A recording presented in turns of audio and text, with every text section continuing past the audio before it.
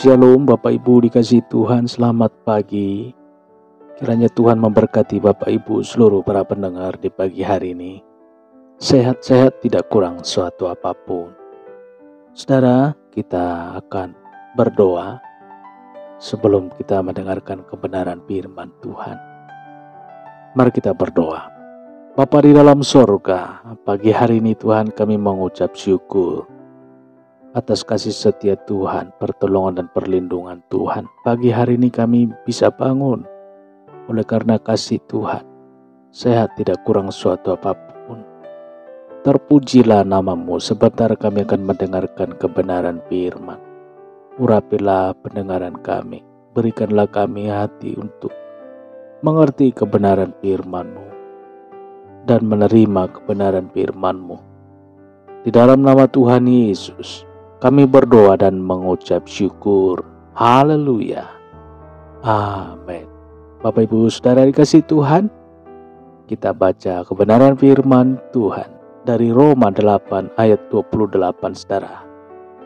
Kita tahu sekarang bahwa Allah turut bekerja dalam segala sesuatu untuk mendatangkan kebaikan bagi mereka yang mengasihi Dia, yaitu bagi mereka yang terpanggil sesuai dengan rencana Allah.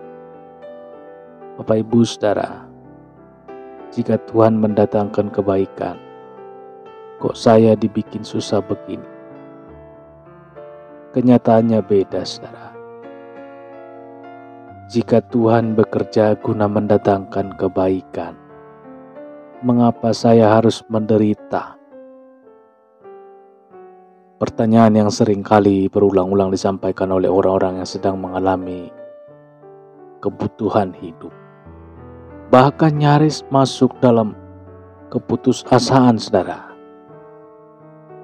Kebaikan yang bagaimana menurut Tuhan? Kebaikan di mata Tuhan tidak selalu seperti yang kita pikirkan, Saudara. Manusia cenderung hanya memikirkan yang enak, yang nyaman, yang sesaat, Saudara. Kita kurang peduli apa akibat di balik semua itu. Kita hanya melihat dengan mata jasmani kita. Mata manusia kita ini hanya bisa melihat jarak yang pendek. Sangat terbatas, Saudara. Mata manusia tidak bisa melihat hari esok, tidak bisa melihat hari depan, tidak bisa melihat hari tua, bahkan hari dalam kekekalan kelak. Itu bedanya, Saudara. Kebaikan di mata Tuhan tidak selalu baik di mata manusia. Kebaikan di mata Tuhan tidak selalu baik di mata kita. Kadang kita tidak bisa terima, Saudara. Sebab kita hanya menilai kebaikan itu dari sudut pandang duniawi. Kebaikan yang kita inginkan lebih bersifat materialistis. Kalau kita bisa beli rumah, kita anggap Tuhan itu baik, Saudara. Kalau kita bisa mengganti sepeda motor dengan mobil, kita anggap Tuhan itu baik. Kalau kita dari sakit berat menjadi sehat, kita anggap Tuhan baik. Kalau kita bisa pergi liburan, kita anggap Tuhan itu baik. Cara pandang seperti ini adalah cara pandang yang salah, Saudara. Kita hanya menginginkan kebaikan menurut versi kita, menurut kedagingan kita. Saudara, pandangan tentang kebaikan yang benar. Jika kebaikan itu berarti kaya, maka bukan itu yang dimaksud dalam ayat renungan kita hari ini. Sebab banyak anak Tuhan yang mengasihi Tuhan sungguh-sungguh tidak diberikan kekayaan duniawi. Jikalau kebaikan itu berarti sehat, juga keliru, Saudara. Banyak orang yang mencintai Tuhan sangat serius. Tidak semua hidupnya selalu sehat.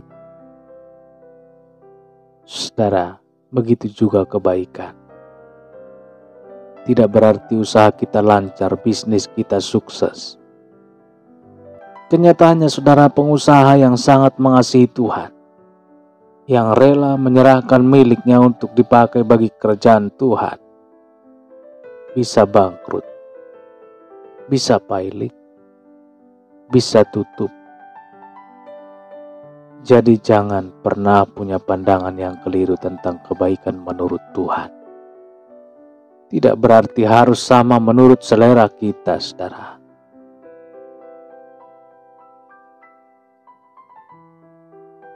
Perhatikan kebaikan yang diterima Rasul Paulus. Apa yang kurang dari hidup Rasul Paulus, saudara? Seluruh hidupnya, sejak ia bertobat dipersembahkannya kepada Tuhan, penebusnya. Paulus tidak lagi memikirkan kenyamanan masa depan dan hari tuanya. Bahkan secara ekstrim, Paulus tidak lagi mengurusi dirinya, kebutuhan hidupnya sehari-hari. Paulus tidak pernah menjadi kaya, saudara. Ia juga tidak selalu sehat. Bahkan kita telah belajar dari Paulus ketika ia berkata ada duri dalam dagingnya. Pertanyaannya, jika kesehatan, kekayaan, atau kesuksesan bukan itu yang dimaksud dengan kebaikan, kebaikan seperti apa yang disebutkan dalam ayat kita hari ini, renungan kita hari ini? Saudara, kita baca kembali. Kita tahu sekarang bahwa Allah turut bekerja dalam segala sesuatu untuk mendatangkan kebaikan bagi mereka yang mengasihi Dia, yaitu bagi mereka yang terpanggil sesuai dengan rencana Allah. Mendatangkan kebaikan bagi orang yang mengasihi Tuhan.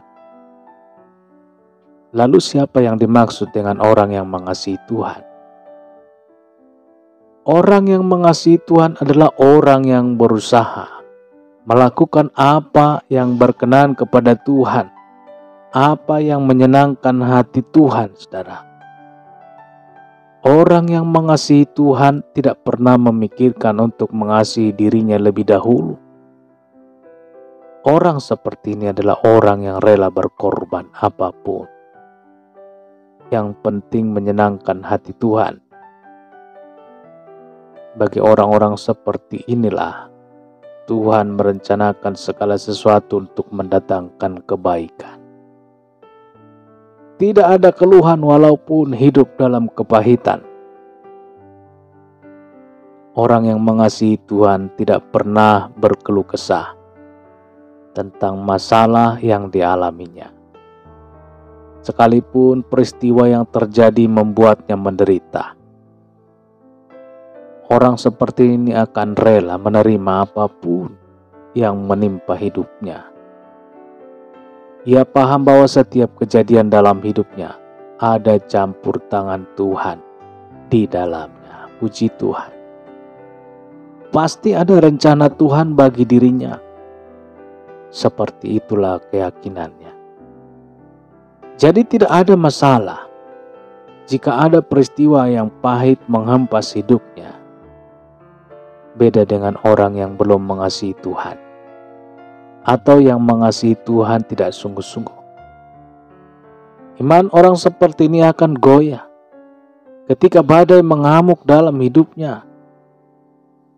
Saudara dikasihi Tuhan, Yusuf adalah pribadi yang sangat mengasihi Tuhan.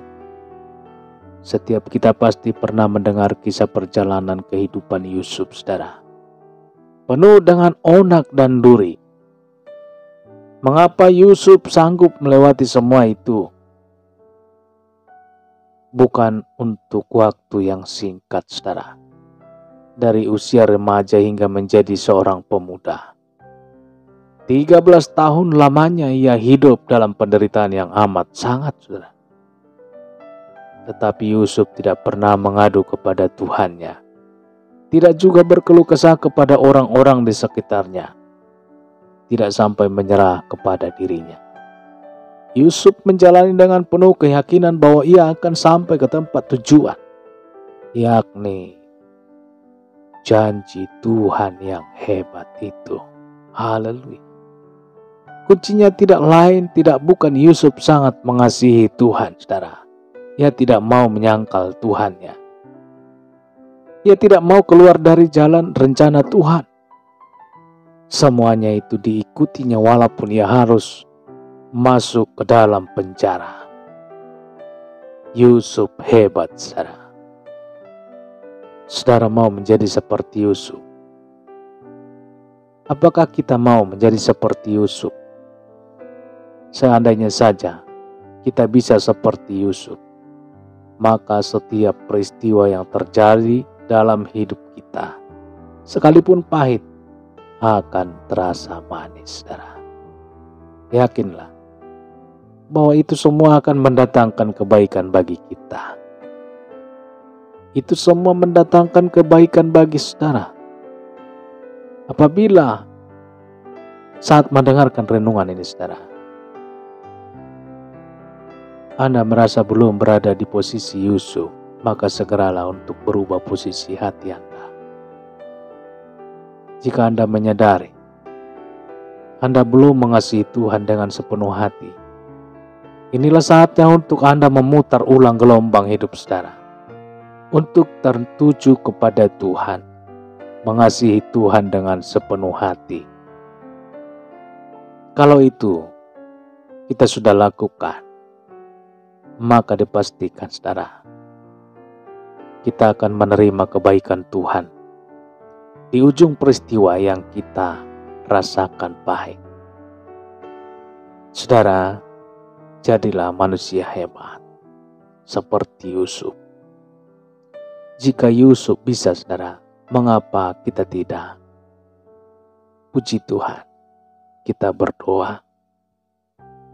Bapa di dalam sorga, di pagi hari ini kami mengucap syukur. Sungguh besar kasih-Mu, pertolongan dan perlindungan-Mu yang merancang hidup kami. Bahkan Engkau merancang penuh damai sejahtera. Kau Tuhan membuat kehidupan kami, merancangnya dengan indah pada waktunya. Oleh karena itu Tuhan, berikan kami kekuatan untuk menanti berkat, menanti kasih Tuhan, menanti rancangan Tuhan, menanti kehendak Tuhan berkarya di dalam kehidupan kami, supaya kami setia, ya Tuhan, tidak melenceng ke kiri dan ke kanan, melainkan berpengharapan kepada Tuhan, mengandalkan Tuhan, menanti berkat Tuhan. Terpujilah nama-Mu, termulialah nama-Mu, ya Yesus. Pagi hari ini kami berdoa untuk Bapak Ibu seluruh para pendengar dimanapun berada pagi hari ini. Tuhan berkati. Pribadi lepas pribadi, baik keluarga lepas keluarga. Turunlah berkat-Mu Tuhan, memberkati, menjaga, melindungi, menghibur setiap Bapak Ibu para pendengar dimanapun berada pagi hari ini. Nama Tuhan yang ditinggikan dan diagungkan. Apabila dalam keadaan permasalahan, Tuhan berikan kekuatan, berikan jalan keluar untuk mereka cakap menjalani dan menyelesaikannya dengan baik.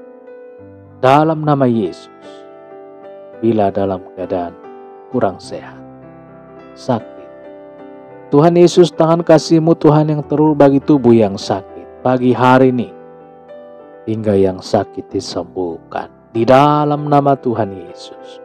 Terpujilah Tuhan, termulialah Bapa pagi hari ini, kekal untuk selama-lamanya. Dalam nama Tuhan Yesus, haleluya, amin, amin. Bapak Ibu dikasihi Tuhan, kita sudah berdoa dan kita sudah mendengarkan kebenaran firman Tuhan. Kita yakin dan percaya bahwa Tuhan berkarya, Tuhan berencana, Tuhan merancang kehidupan kita. Nah Bapak Ibu, sampai di sini pertemuan kita pada saat pagi hari ini. Dan sampai berjumpa kembali nanti sore dalam renungan pengantar tidur.